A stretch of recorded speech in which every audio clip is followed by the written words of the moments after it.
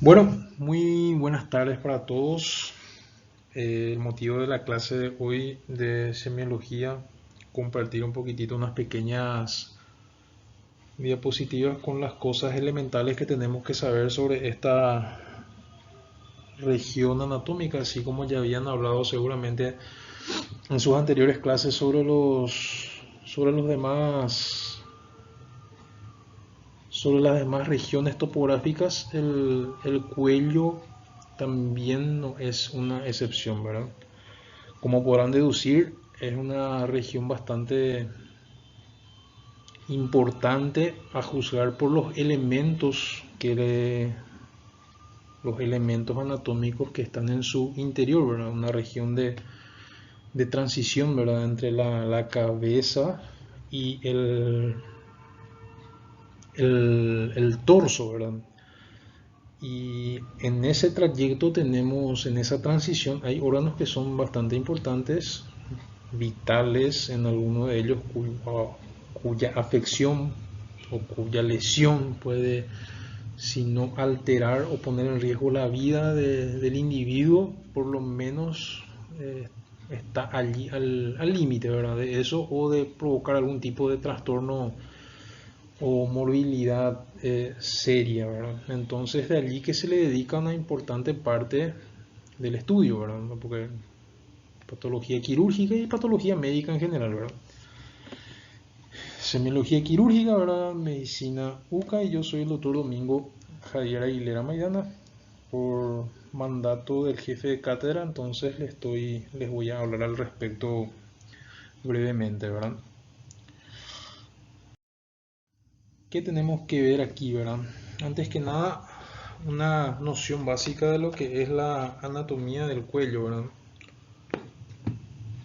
Es muy útil en la práctica médica cotidiana recordar y saber cómo nomenclar o la nomenclatura de ciertas regiones, ¿verdad? ¿Cuál es la importancia de esto? Imagínense ustedes, por ejemplo, saliendo un poco del tema exclusivamente de la parte semiológica, para darle nomás un enfoque práctico.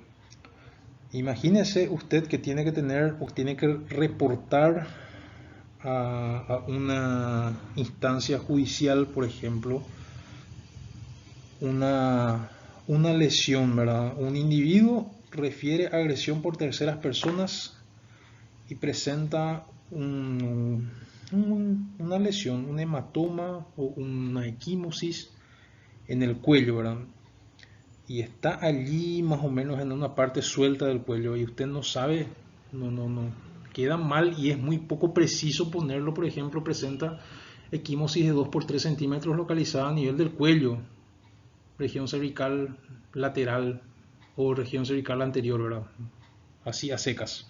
Es muy vago, muy poco preciso y habla muy mal del profesional que firma ese informe. Quiere decir que tiene muy nula o muy poco conocimiento médico y anatómico, ¿verdad? Por eso es importante recordar siempre las regiones del cuello, ¿verdad?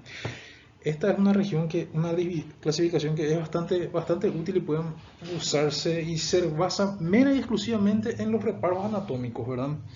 Entonces, teniendo en cuenta como referencia la rama superior y el ángulo de la mandíbula, todo lo que quede entre eso y el repliegue del esternocleidomastoideo, entonces se define o se escribe como región parotidia, ¿verdad?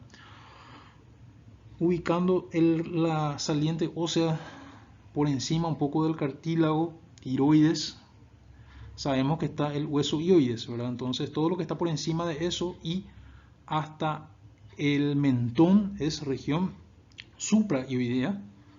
Lo que está por debajo y hasta la horquilla external es región infraioidea. Lógicamente toda esa zona que queda cubierta, vamos a decirle, por el haz mayor muscular del esternocleidomastoideo se denomina región carotídea, y lo que quede entre la clavícula y el reborde del trapecio, ese espacio, ese hueco justamente que queda allí, recibe el nombre de hueco o de fosa o región supraclavicular, ¿verdad? Es bastante sencillo, es simplemente hablar con precisión. Ustedes van a ser médicos, entonces ustedes tienen que manejar estos términos y tienen que saber expresarse en estos términos, como les digo. Entonces, esto es útil para describir cualquier lesión, ya sea trauma o inflamatoria o tumoral, que esté localizada en esta región. Entonces, a partir de ahora ustedes tienen que hacerlo con precisión y definir exactamente en qué región está. Entonces, usted dice entonces, presenta una equimosis de 2 por 3 centímetros localizada a nivel de la región carotidia o región suprayoidea o en la región parotidia del lado izquierdo, ¿verdad? Eso suena mucho más preciso que ponerlo simplemente a nivel de la región cervical anterior o a nivel de la región cervical lateral, ¿verdad? Entonces, de allí la utilidad. Existe también otra, por ahí si ustedes ven o revisan sus libros, van a ver que hay también otra clasificación, que es la clasificación en base a zonas. No es motivo de estudio en semiología que esto ahora mismo, en semiología, en clínica quirúrgica quizás sí habrá que poner énfasis en esto, porque esto es una distribución de acuerdo a los niveles ganglionares del cuello. Entonces hablamos de zona 1, zona 2, zona 3, zona 4, zona 5 y zona 6. La importancia de esto tiene que ver para localizar ciertos ganglios, sobre todo en el contexto de pacientes que tienen algún tipo de tumor maligno, obviamente, cervical, y que tenga diseminación ganglionar, ¿verdad? Típicamente un cáncer papilar de tiroides, por ejemplo, es muy frecuente que tenga diseminación ganglionar, que tenga metástasis ganglionar, y a fines prácticos de saber dónde mismo está esa metástasis es frecuente hacerlo de acuerdo a zonas. Entonces un paciente tiene una adenopatía sospechosa a nivel de zona 2 o a nivel de zona 3 del lado derecho, uno ya sabe entonces que está localizado a ese nivel, ¿verdad? Y también sirve para expresar o saber, cuando hablamos en términos quirúrgicos, de que se le hizo un vaciamiento ganglionar a nivel de zona 1, zona 2, zona 3 o zona 4, ejemplo. Entonces uno ya sabe que a esto se refiere, ¿verdad? Entonces si es que ven en alguna parte o cuando estudien en clínica quirúrgica este tema, entonces esta clasificación en base a zonas se refiere a esto. Cuando van a describir tumores, semiológicamente hablando, cuando palpan y encuentran alguna lesión sospechosa, lo que sea, algún grano, algún tumor, alguna herida, alguna equimosis, algún absceso, usarán la otra nomenclatura, o sea, está en zona carotidia, zona clavicular, etcétera, etcétera. Pero para que manejen también por ahí si ven esto y para que no se presta confusión.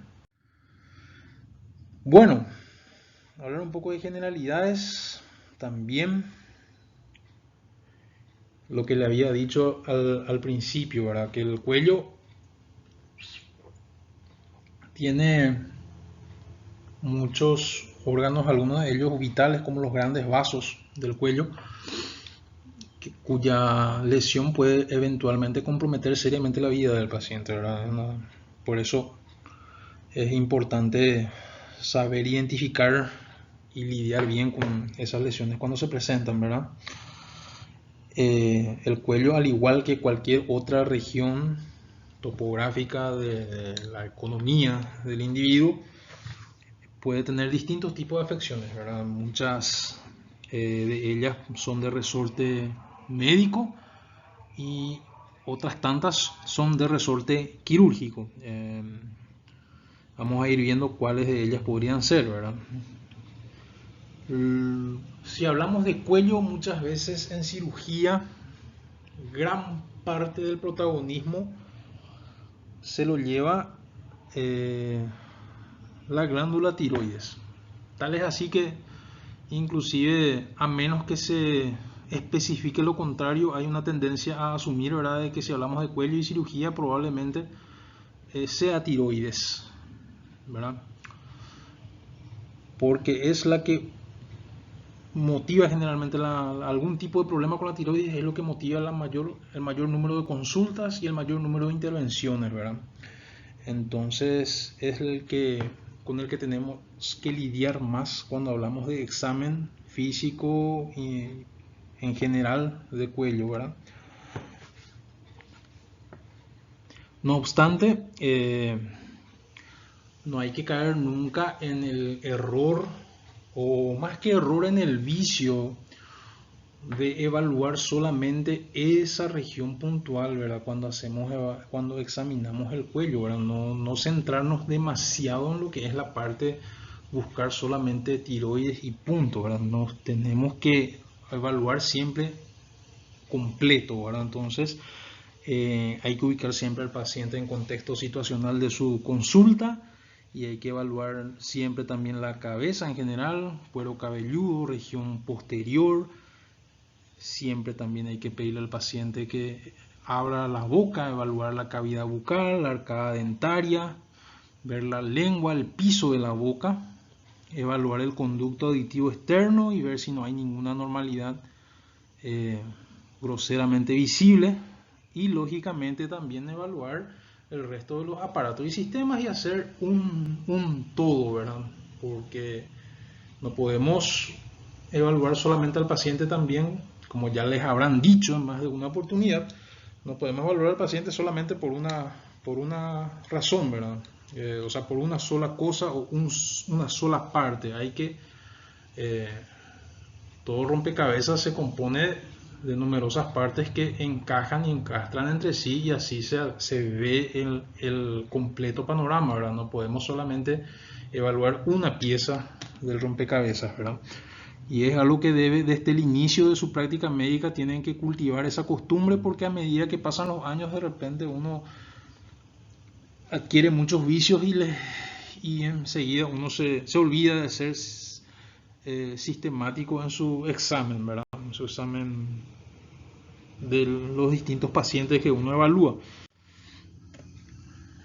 Los límites del cuello. ¿De dónde a dónde lo que va el cuello, verdad? El cuello parece hasta demasiado obvio, pero siempre es importante delimitarlo bien, ¿verdad? Es esa región que va más o menos, si ustedes mismos se llegan a tocar o palpar el cuello, la mandíbula, ¿verdad? El maxilar inferior, más o menos desde la raíz del conducto auditivo externo, donde se implanta el conducto auditivo externo, donde la oreja se implanta, ahí en el maxilar, la rama ascendente del maxilar inferior, desde allí y todo el borde inferior del maxilar inferior, todo eso es la parte, el límite más alto del cuello, ¿verdad?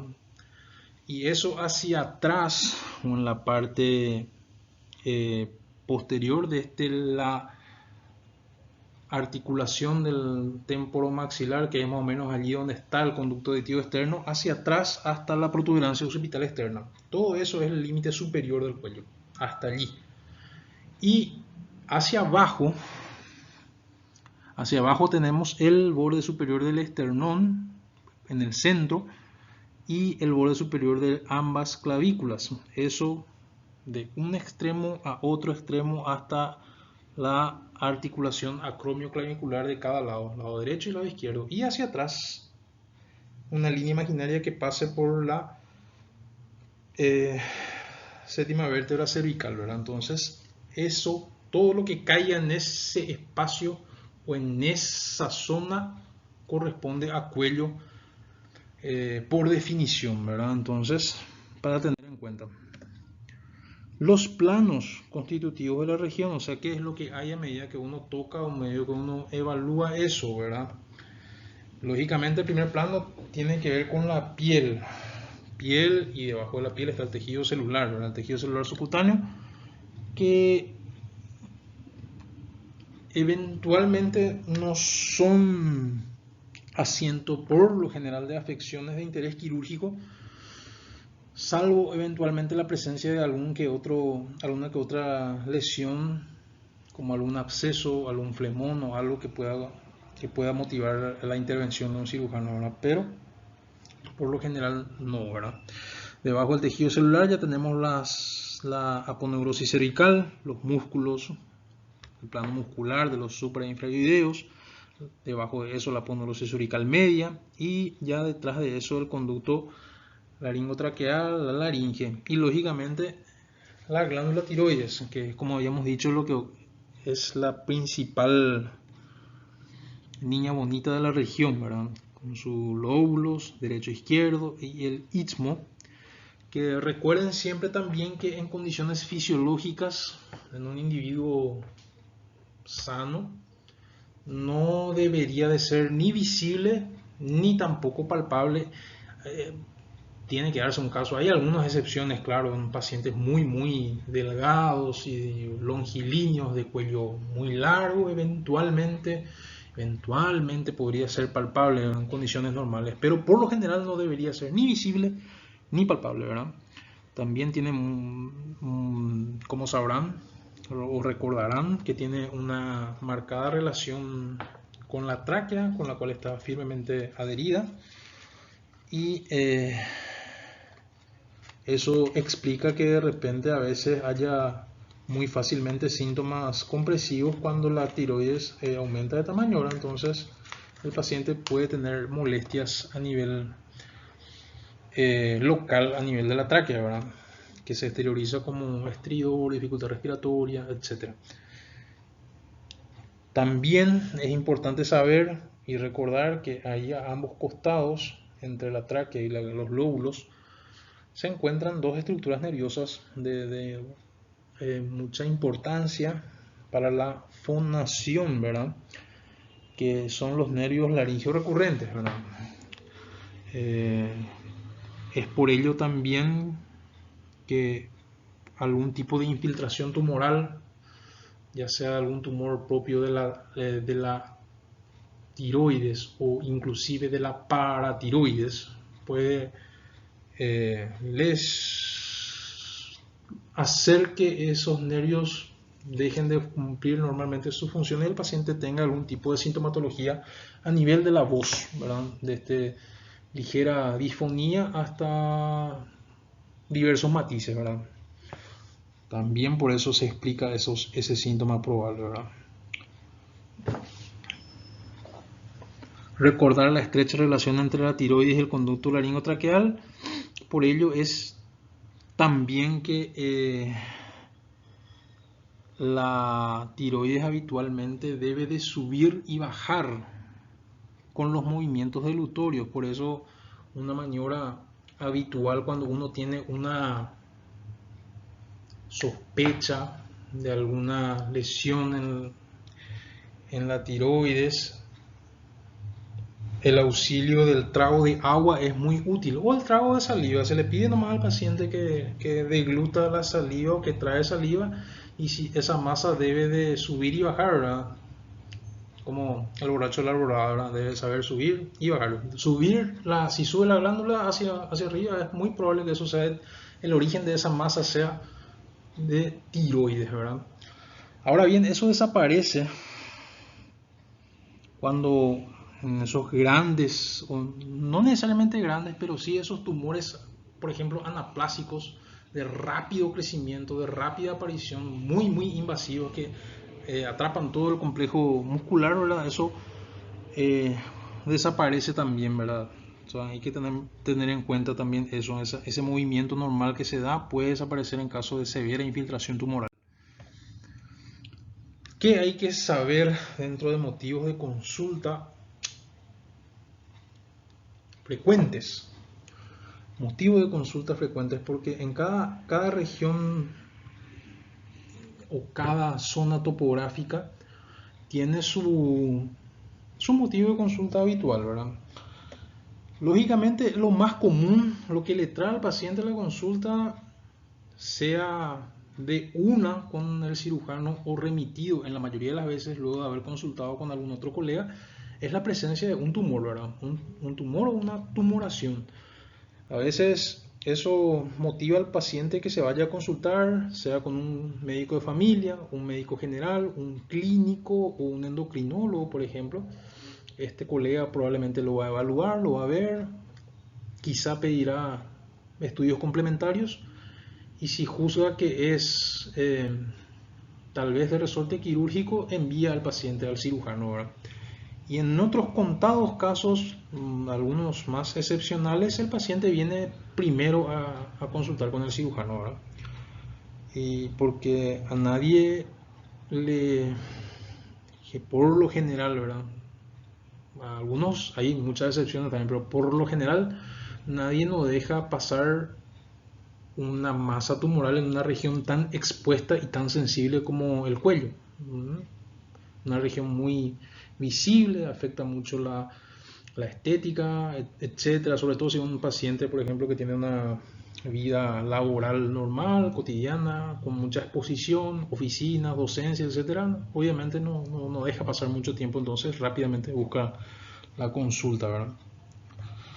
Otro motivo de consulta tiene que ver muchas veces con la salida de algún tipo de secreción, ¿verdad?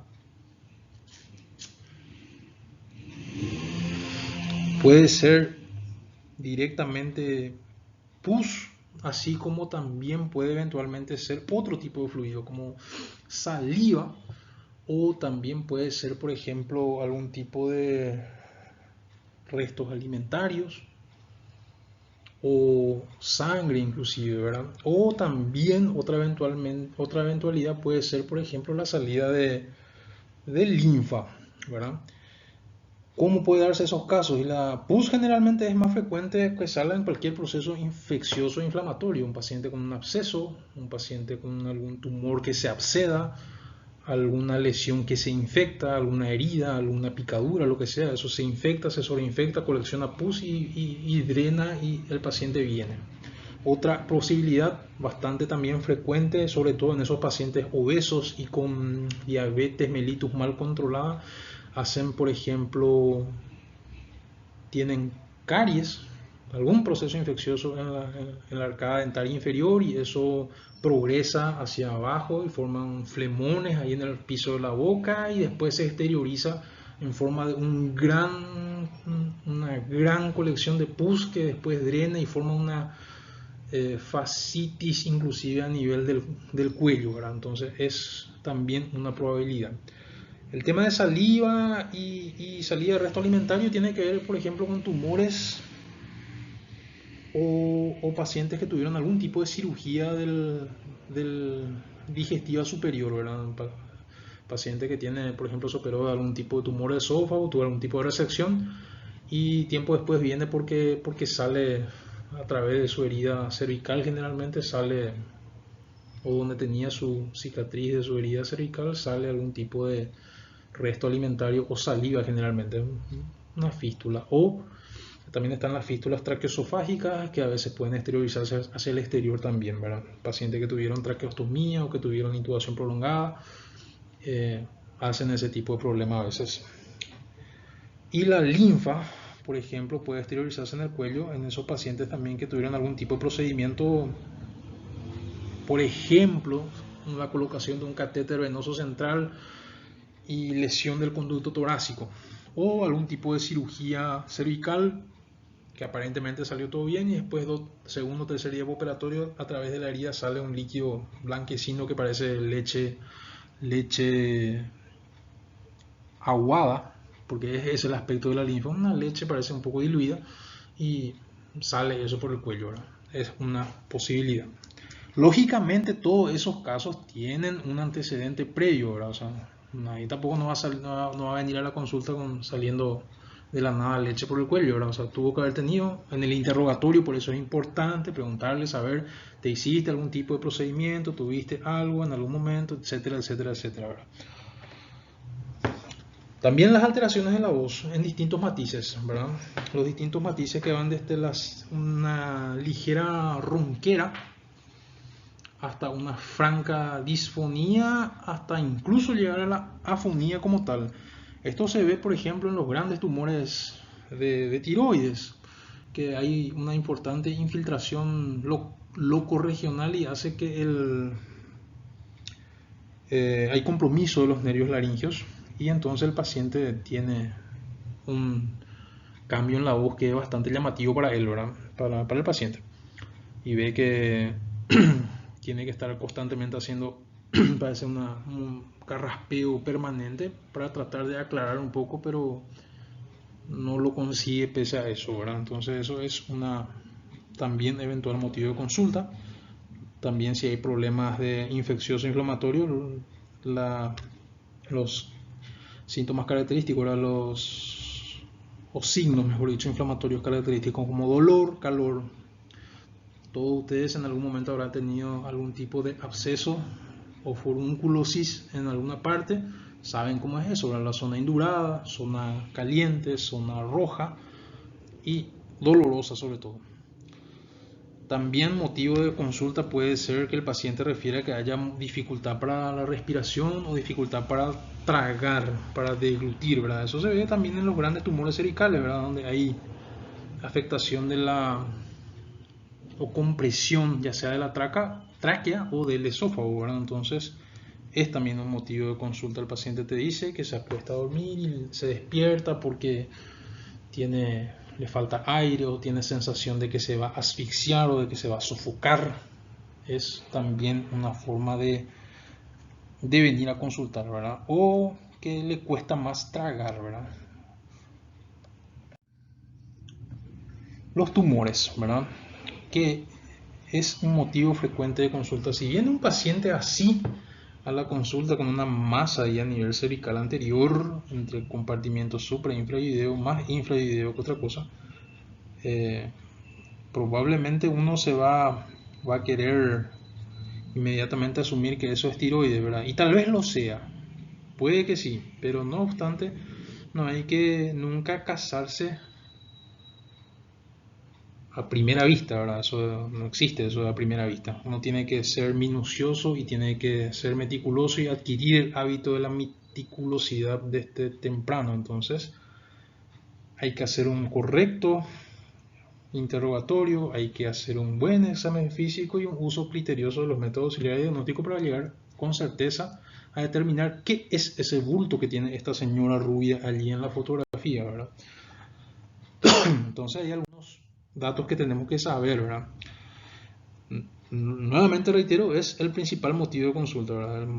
Lo que más común en la práctica cotidiana del consultorio es: mira, doctor, tengo acá, esto me salió, hace tanto tengo y mira, ahí me molesta y quiero sacar, porque así lo vienen y te dicen, ¿verdad?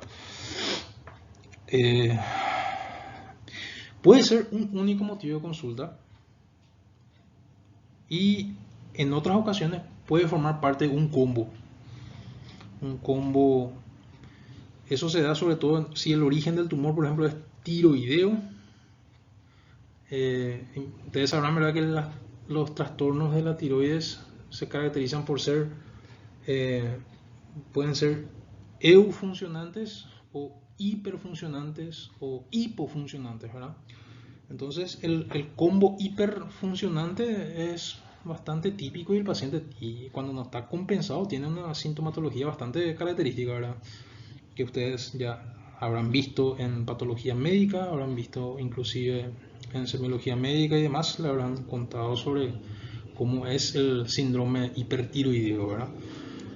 Eso en cirugía no vemos casi porque, como les dije al principio, la gran mayoría de los pacientes vienen remitidos, ya fueron vistos por un endocrinólogo, ya fueron tratados hormonalmente o antihormonalmente por algún endocrinólogo y ya vienen ligeramente o súper compensados a la consulta quirúrgica. Pero es bueno saber que en muchos casos no siempre también es así, ¿verdad? Entonces el paciente viene, si viene a punto de despegar de tan acelerado que está, probablemente está en un grado de hiperfuncionamiento bastante elocuente, ¿verdad? A eso se refiere cuando hay trastornos agregados, ¿verdad?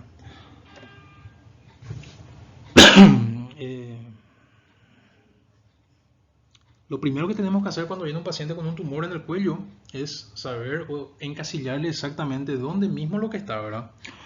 Determinar la topografía exacta, ¿verdad? Saber si está por debajo del hioide, o sea, la región infraidea. Para ello es conveniente siempre hacer los movimientos de deglución, porque el tumor por excelencia de la región infrahioidea corresponde a la tiroides, bocio, ¿verdad? Entonces es conveniente hacerle tragar la saliva y ver si sube o si baja. En los costados o en las regiones laterales hay que tener cuidado, ¿verdad? Porque allí pueden ser dos cosas, ¿verdad? En los costados, en la región carotidia, por ejemplo, ¿verdad?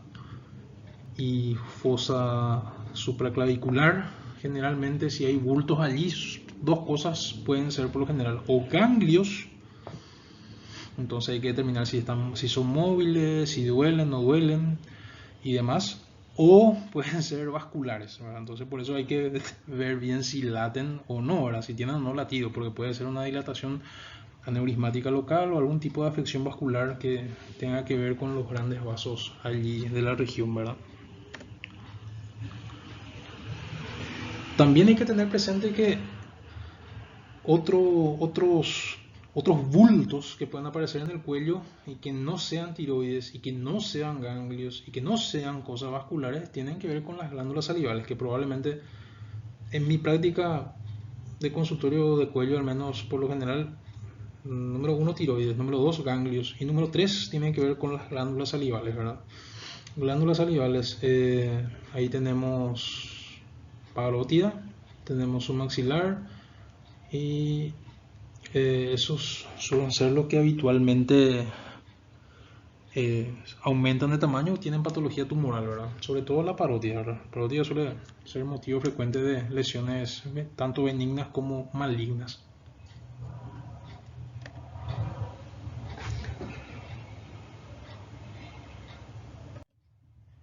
¿Qué es lo que tenemos que saber cuando tenemos o cuando afrontamos un tumor en el cuello? Y bueno, como cualquier evaluación, como cualquier anamnesis, ¿verdad? Lo más importante de entrada tiene que ver con el tiempo, ¿verdad? ¿Hace cuánto lo que tenés eso? El tiempo de evolución, desde cuándo usted identifica o sabe que tiene esa lesión, ¿verdad? Lo cual puede ser meses, días, semanas, años a veces eventualmente, ¿verdad? El tiempo tiene importancia para hacer más o menos un divague o una hipótesis o suposición diagnóstica, ¿verdad? Lógicamente, si usted viene un paciente junto a usted y le dice que tiene un pequeño bultito en el hueco supraclavicular o en la región carotidia del lado derecho, y cuánto tiempo hace que tiene, hace 5 días que me salió, pero la semana pasada yo estuve con faringoamigdalitis o estuve con una infección de vía aérea superior, llámese cangrejo, es muy probable que lo que tenga sea una adenopatía inflamatoria, ¿verdad? Ahora bien, si el paciente viene y te dice que tiene un bulto en el hueco supraclavicular o en la fosa supraclavicular o en la región carotidia y creció de tamaño, no duele, se mueve, pero está allí hace más de 6-7 meses, eso por ejemplo es totalmente distinto y obliga a pensar o descartar la posibilidad de que eso sea un nódulo metastásico o de algún lado, por citarles un ejemplo. Ahora, por eso el tiempo de evolución es importante. Lógicamente es importante saber la edad y el sexo biológico, ¿verdad? No autopercibido. Cobran interés por la prevalencia.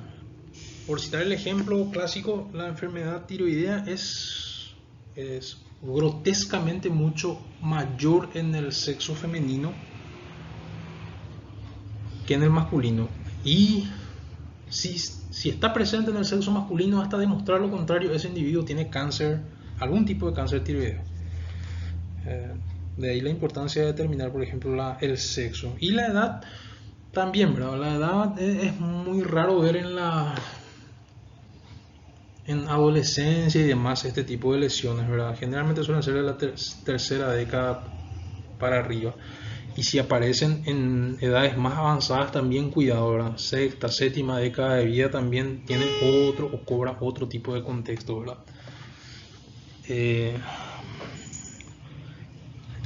También hay que tener presente el contexto epidemiológico o donde se comporta, donde se mueve nuestro paciente en particular, o antecedentes médicos y quirúrgicos, como le dije anteriormente, ¿verdad?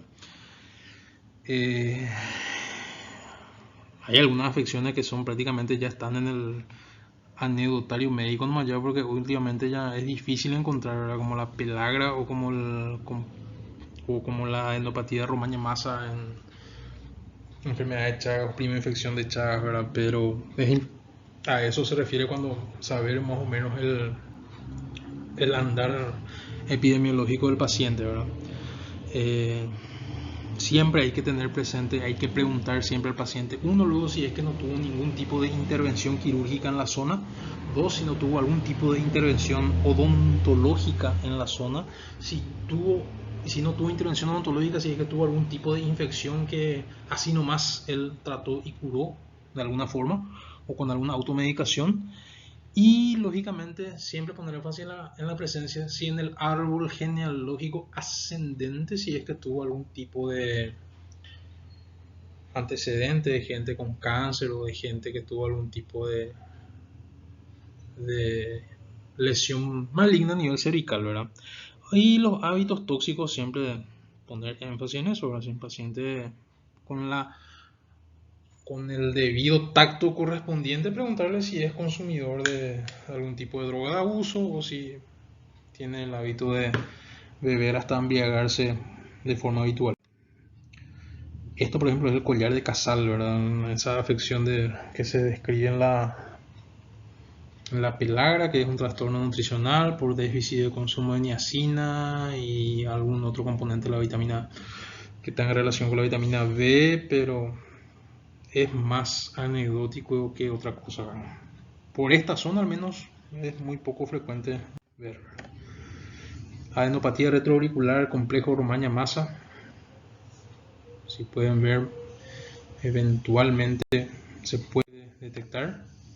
Esto, por ejemplo, a esto me refiero cuando digo de un bulto esférico de consistencia duro, elástica o duro pétrea en el hueco supraclavicular, sobre todo del lado izquierdo, allí mismo donde en dirección al triángulo de Sedilot, que es un reparo anatómico habitual donde uno hace una punción para una vía venosa central, que es allí mismo en el vértice del triángulo formado entre el esternocleidomastoideo y la clavícula más o menos. Si en ese hueco aparece un bulto así, sobre todo en un paciente mayor, quinta década de vida para arriba, cuidado, ¿eh? Eso es ganglio tiene inclusive nombre y apellido, ¿verdad? Hay dos ganglios que tienen nombre y apellido, ¿verdad? Está el nódulo de la hermana Mary Joseph o María José en el ombligo, que es nódulo metastásico de algún tumor abdominal maligno. Y este es el ganglio de Virchow, ¿verdad? Que está ahí en el hueco supraclavicular izquierdo. Si está presente es allí, guarda, atenti. Porque hasta demostrar lo contrario, eso es un nódulo metastásico de algún tumor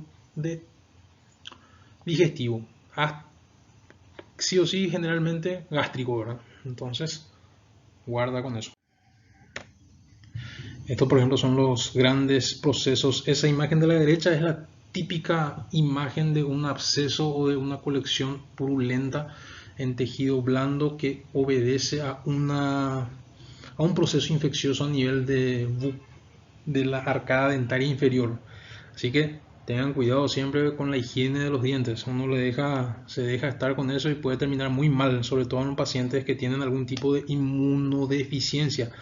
Por lo general, diabéticos con mal control metabólico y hacen esto, suelen terminar bastante mal y algunos de ellos suelen ser, este tipo de infecciones así suelen ser tienen alta morbimortalidad. Si no se mueren, el, el tratamiento es bastante agresivo y muy mutilante, ¿verdad?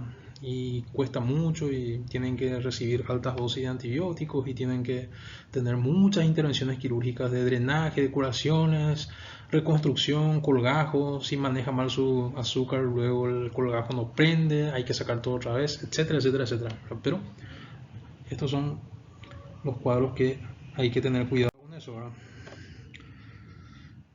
Aparte de los tumores, también como les había dicho al principio, la salida de fluidos o de secreciones.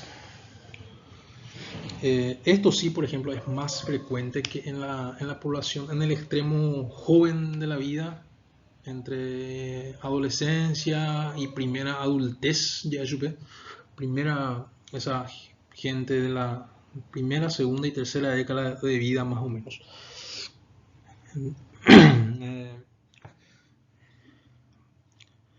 Eventualmente, como le dije al principio, esos casos, si es que aparecen en gente mayor, porque tienen algún tipo de afección que está no compensada, le suele complicar más, ¿verdad? Y hace lo que le estaba diciendo, las grandes celulitis o incluso fascitis necrotizante, ¿verdad? Y tiene que ver muchas veces el origen con algún tipo de infección a nivel de los dientes o alguna faringoamigdalitis medio agresiva, ¿verdad? Por lo general, también el punto donde suelen salir o donde sale luego el fluido es a nivel de la región submaxilar. El paciente, por lo habitual, viene a la consulta con una toalla así atajando la pus que sale, porque por más insólito que sea, algunos vienen así en ese estado, sobre todo esos pacientes que son allá, lejos del interior y vienen a buscar asistencia ya en muy mal estado, ¿verdad?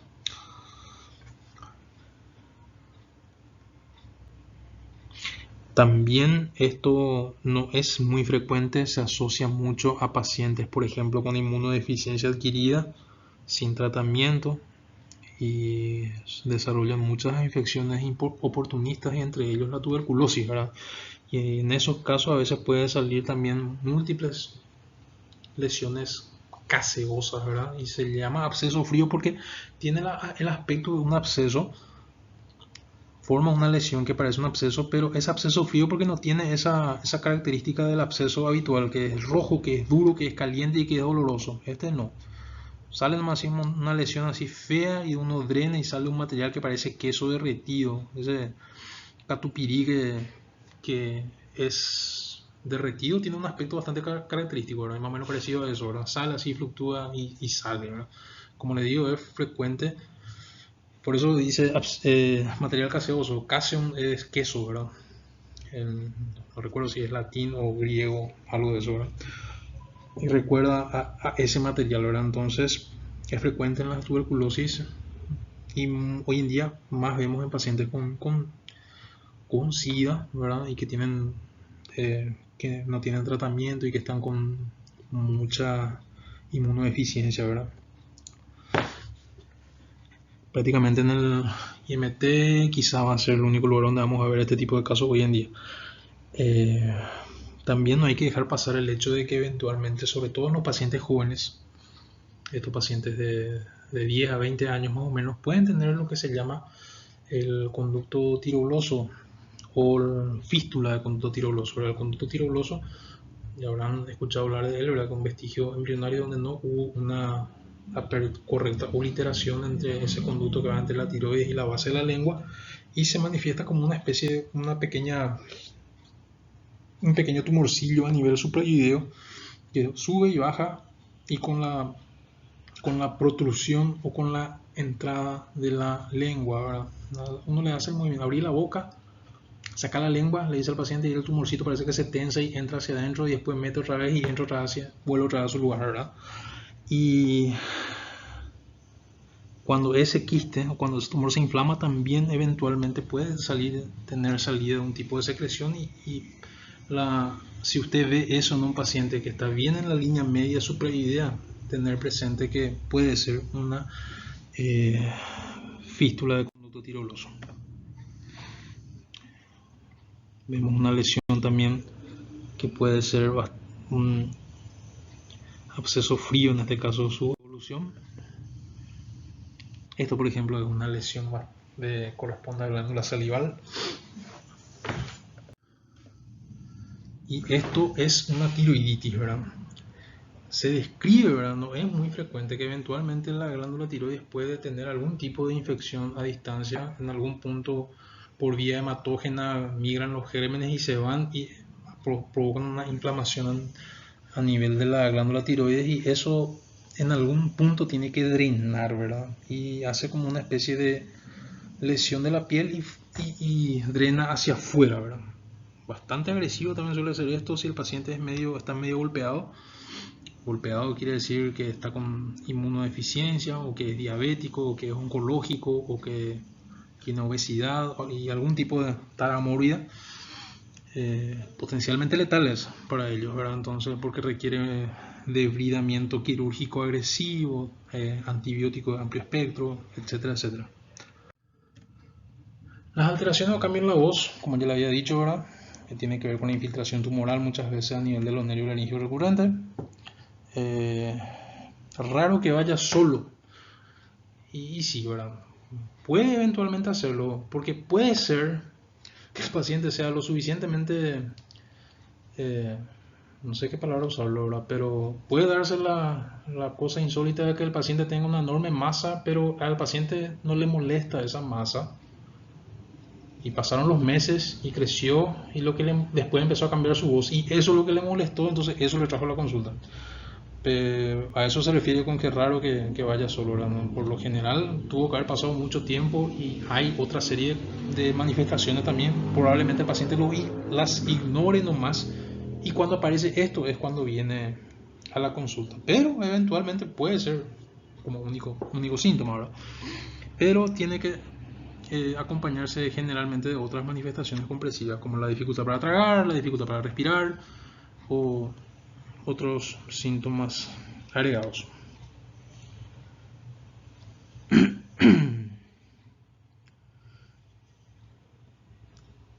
La voz se hace más grave.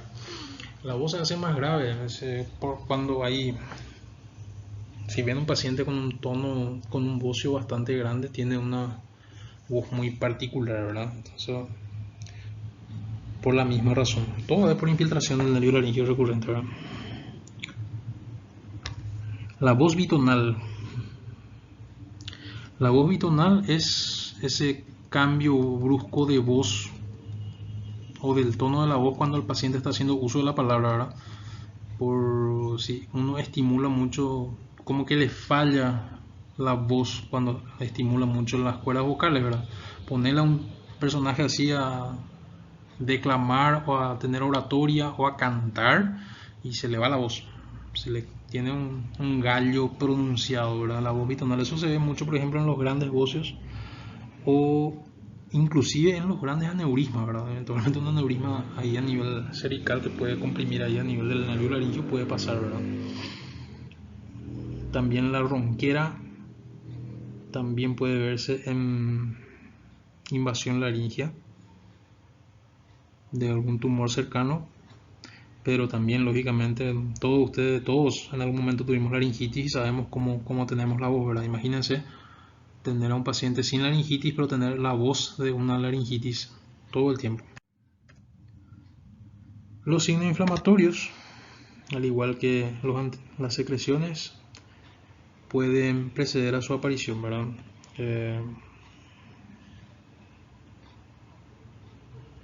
Se asocian generalmente a la presencia de abscesos secundarios a diversas otras lesiones, ¿verdad?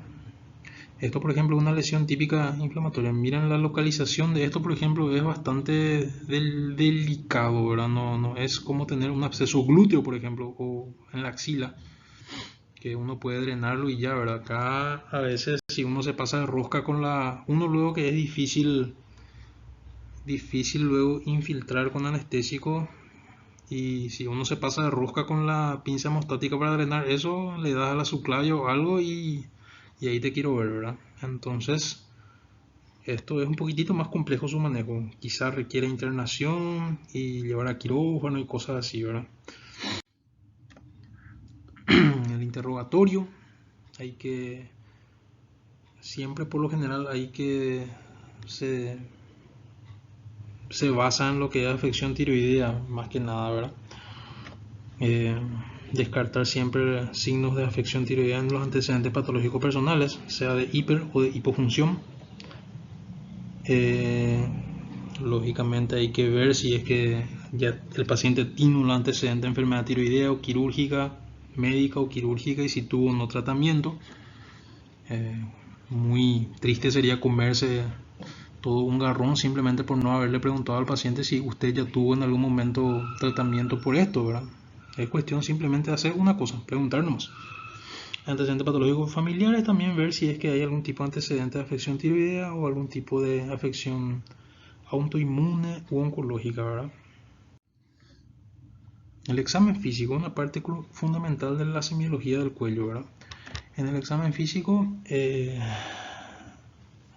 importante, si bien es cierto que los métodos auxiliares de diagnóstico también brindan más datos precisos y demás, y tienen mayor sensibilidad y mayor especificidad, eh, no deben privarse nunca de hacer un correcto examen físico de la región afecta, ¿verdad? Yo sé que probablemente muchos ya están tentados hoy en día, la medicina apunta más hacia buscar lo que tiene mayor nivel de evidencia científica, ¿verdad? Pero no por eso vas a privarte de evaluar y ver y tocar y sentir lo que es lo que le pasa a ese paciente en esa región, ¿verdad? O eso va, muchas veces también el paciente tiene la costumbre de juzgar al profesional que lo evalúa de acuerdo a cómo lo evalúa. Si usted tiene un paciente que acude a la consulta y lo ve uno que solamente se toma la molestia de escribir y solicitar estudios y interrogarle dos, tres cosas y darle las órdenes y pedirle que vuelva con el resultado, y tiene otro médico que sin embargo, aparte de escucharlo, de interrogarlo, se toma la molestia de llevarlo a la camilla, lo descubre, lo revisa, lo inspecciona, lo palpa, le pide, le hace alguna que otra maniobra semiológica, lo sienta y después recién le da sus órdenes y le pide volver a la consulta. ¿Ustedes acaso piensan que el paciente va a volver con el primero o con el segundo? Lógicamente va a volver con el segundo, ¿verdad?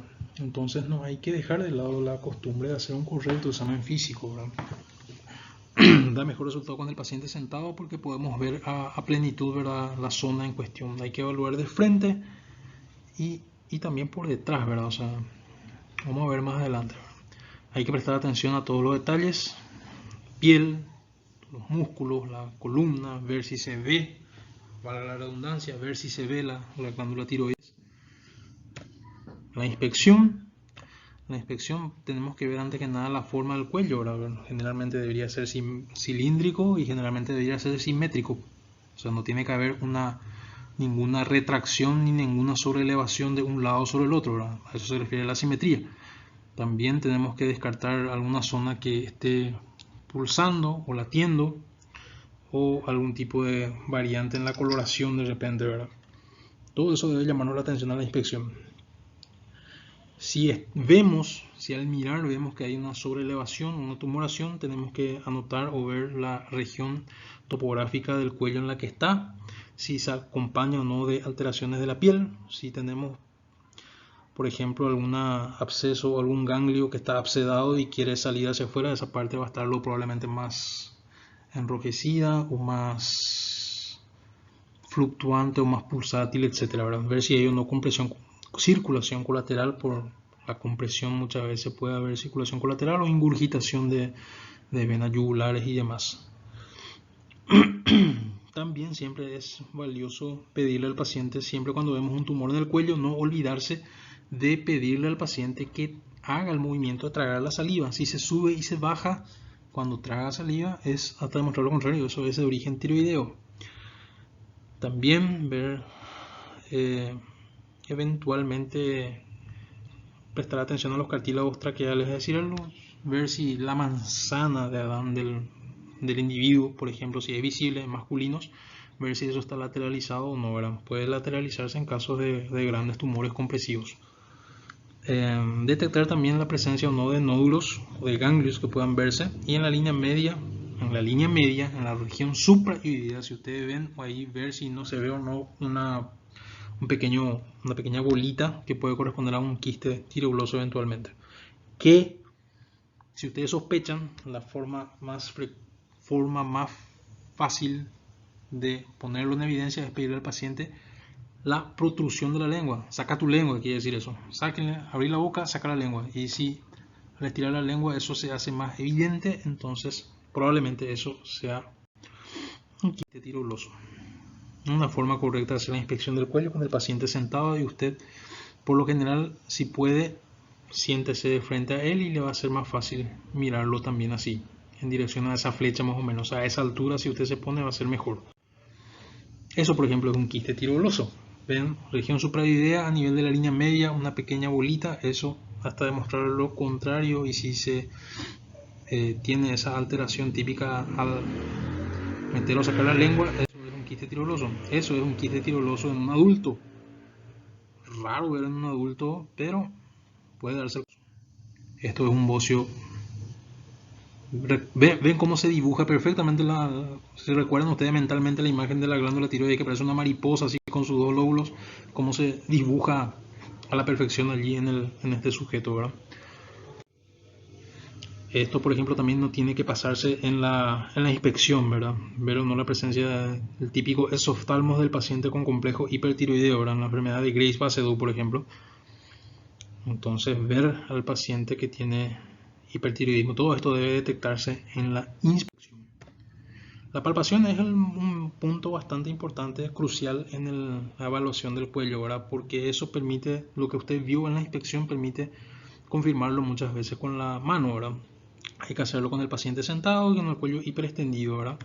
Puede hacerse, generalmente es más frecuente, no es más frecuente, debe de hacerse con las dos manos, es bimanual, puede hacerse tanto desde atrás del paciente o desde enfrente al paciente.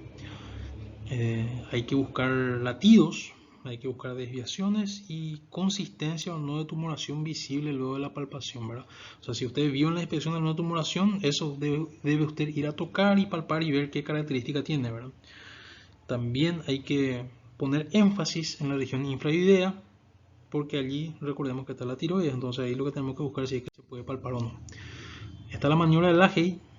La maniobra de Lahey es como muestra ahí el dibujo, es la que consiste en hacerlo con el paciente de frente a usted de frente a él, ¿verdad? Y generalmente usamos los dos pulgares por lo general, ¿verdad? O sea, usamos un pulgar examinador del lado derecho. Imagínese que usted le va a estrangular al paciente. Haga ese gesto de llevar las dos manos con el pulgar al frente como para estrangularle al individuo, ¿verdad? Lleva el pulgar derecho para tocar la región cervical izquierda del paciente y usted empuja y revisa o detecta con la mano derecha y así sucesivamente de ambos lados, ¿verdad? Para definir las características de si es que es visible y palpable la tiroides o alguna tumoración en particular. Estas dos maniobras, tanto la GI como la de Kervin, están dirigidas exclusivamente, ¿verdad? O dirigidas a la tiroides. La de Kervin, a diferencia de la de Lahey, es como muestra ahí el dibujo, se hace desde atrás, ¿verdad? Y aquí también es como si fuera que le va a estrangular usted al paciente, pero hágalo con los dedos 2, 3, 4 y 5, o sea, con el índice, con el del medio, con el anular y meñique, ¿verdad? Con eso usted se busca y palpa y deja libre los pulgares en este caso, ¿verdad? Y usted tiene que definir la forma, usted tiene que definir la consistencia, la movilidad, si duele, si no duele, si late, si no late, si tiene frémito o no tiene frémito. Recuerden que frémito es la expresión táctil de un soplo y que generalmente es un dato sugerente de que ese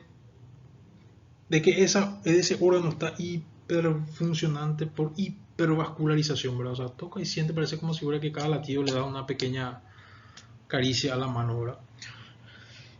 Eso es lo que ustedes tienen que determinar con la palpación: la consistencia, el dolor, frémito y si hay o no adenopatías asociadas. A medida que toca, usted busque si hay o no algún ganglio palpable, ¿verdad? Evaluar la región ganglionar submentoniana, submaxilar, cervical posterior, yugular, occipital, pre y retroauricular. Toda esa zona usted tiene que hacer un movimiento con sus dedos. Por lo general el índice y el dedo del medio, hacer como un movimiento de caminata con los dedos sobre esas regiones su mentoniano, su maxilar, tocar, tocar, tocar, tocar, tocar y hacer caminar los dos dedos para ver si puede encontrar alguna sobreelevación. A veces el paciente mismo lo dice, yo siento, doctor, acá tengo una bolita acá en esta zona, y bueno, y ahí mismo usted se va y toca y revisa y se cerciora de que existe o no, ¿verdad? También evaluar y palpar glándulas salivales. A veces no se consigue nada, pero si está aumentado de tamaño, usted sí lo va a ver y lo va a sentir, ¿verdad? Acá, por ejemplo, se ve este individuo que tiene una característica aumento de tamaño de la glándula parótida del lado derecho, ¿verdad? Es bastante obvio, bastante evidente, ¿verdad? Pero no siempre es así. La auscultación en el cuello no tiene mayor utilidad, salvo para algunas que otras circunstancias, más que nada para complementar nomás lo que ya vimos, ¿verdad? No va a cambiar tampoco la conducta de acuerdo a lo que hay. Generalmente basta con la palpación donde el frémito ya sugiere la tirotoxicosis. O sea, si usted detecta frémito con la palpación, listo, ese paciente está hipertirotóxico, ¿verdad? Entonces, no obstante, puede detectar algún tipo de soplo en caso de bocio tóxico o algún tipo de afección vascular cervical. No hay un soplo por algún tipo de dilatación aneurismática a nivel de la carótida, por ejemplo. ¿Cuáles son los métodos auxiliares en cuello? Los métodos auxiliares en cuello hay que tener en cuenta, lógicamente, primero el laboratorio, ¿verdad? El laboratorio, lo más importante, tiene que ver con el dosaje de hormonas, ¿verdad? El perfil tiroideo, ¿verdad? El perfil tiroideo, dosar T3, dosar T4 y TSH, sobre todo el TSH, ¿verdad? Con eso uno ya tiene un panorama bastante certero de la funcionalidad o no de esa glándula. El electrocardiograma es útil también en los pacientes, sobre todo con hiperfuncionalidad de la glándula tiroides. El electrocardiograma hay que ver si tiene algún tipo de trazado, algún tipo de arritmia o algo anormal allí. La radiografía de tórax es importante, ver la silueta cardíaca y ver si hay una masa cervical que protruye dentro del tórax. El famoso bocio endotorácico, por ejemplo, es visible como una mancha blanca que se hunde dentro de la horquilla esternal, ¿verdad? Eso es importante para ver la conducta a seguir. Por eso siempre todo paciente con un tumor cervical o con una tiroides aumentada de tamaño hay que pedirle una radiografía de tórax. El estudio gold estándar ya de para evaluar la tiroides sin duda es la ecografía tiroidea, que permite ver o delimitar exactamente la presencia de agrandamiento o no de los lóbulos del istmo, ver si hay nódulos, las características que tienen y también eventualmente detectar ya la presencia o no de adenopatías que quizás a la palpación no son accesibles, ¿verdad? Eventualmente, si ves que es una masa muy grande a nivel cervical, sea de tiroides o no, la tomografía es el mejor método que permitirá establecer el grado de invasión o la topografía exacta de la lesión y qué órganos compromete y hacia dónde va, ¿verdad? Entonces es la que mejor crédito o rédito nos da para tomar decisiones, ¿verdad? La laringoscopía indirecta es un procedimiento que se realiza en consultorio otorrino y sirve básicamente para ver las cuerdas vocales cómo están, si están funcionantes, si hay algún tipo de parálisis o si hay algún tipo de alteración a ese nivel, ¿verdad? Entonces con esto más o menos, con estos estudios auxiliares o métodos auxiliares, uno ya tiene un panorama bastante claro de lo que tiene el paciente y poder tomar conducta en base a eso. Y con esta sonrisa de Clixo, entonces nos despedimos ahora mismo de lo que es semiología de cuello. Cualquier duda, consulta al respecto, pueden buscarme sin problema y le vamos a aclarar y vamos a estar para ayudar en todo lo que necesiten. Desde ya, muchas gracias.